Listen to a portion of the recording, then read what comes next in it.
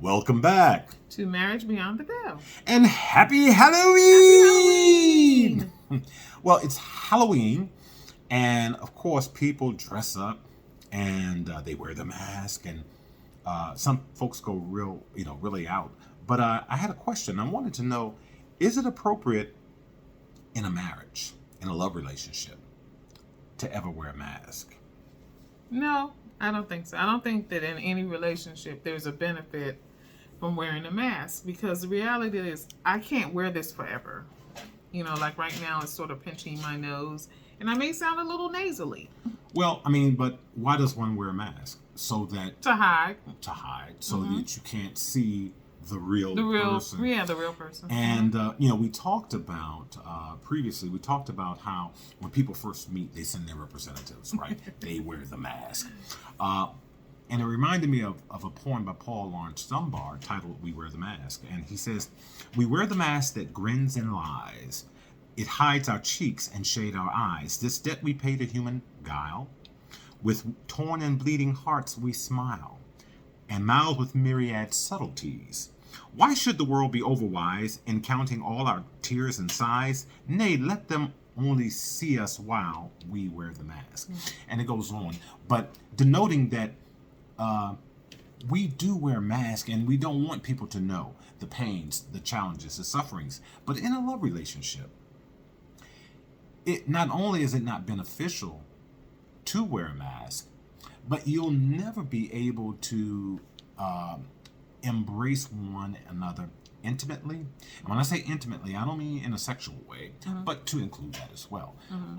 But to really get to know someone, you have to be willing to take off the mask. You have to be willing to be seen for who you are, your strengths, your areas for reinforcement, the totality sense, because we all bring something different to the relationship from past relationships, right? Past hurts, past pains, past wounds, and all of that. We can never address those issues if we're constantly hiding, if we're constantly behind a mask. Yeah, and I immediately thought back to, recently they were talking about Jada and Will and all these other people, and they said, well, the last time they were seen in public together and all that kind of stuff was on this day or that day or this month or this many years ago.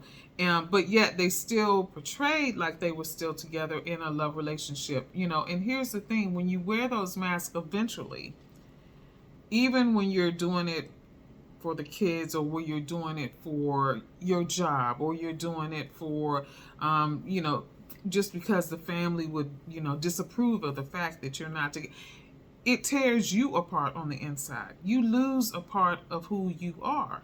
You have to be honest about what's going on in your relationship. Well, and if you wear a mask for so long, not only will the person you're in a love relationship will not be able to recognize you, you won't be able to recognize you. You get lost in your own charade. And we've seen opportunities where people pretend to be something that they were not for someone because they love them or they wanted to be in a relationship, so they project this image or create this person that is not authentically who they are. And anytime you're not willing to be you, you're going to lose you in the process. And we've said this before, but it bears repeating.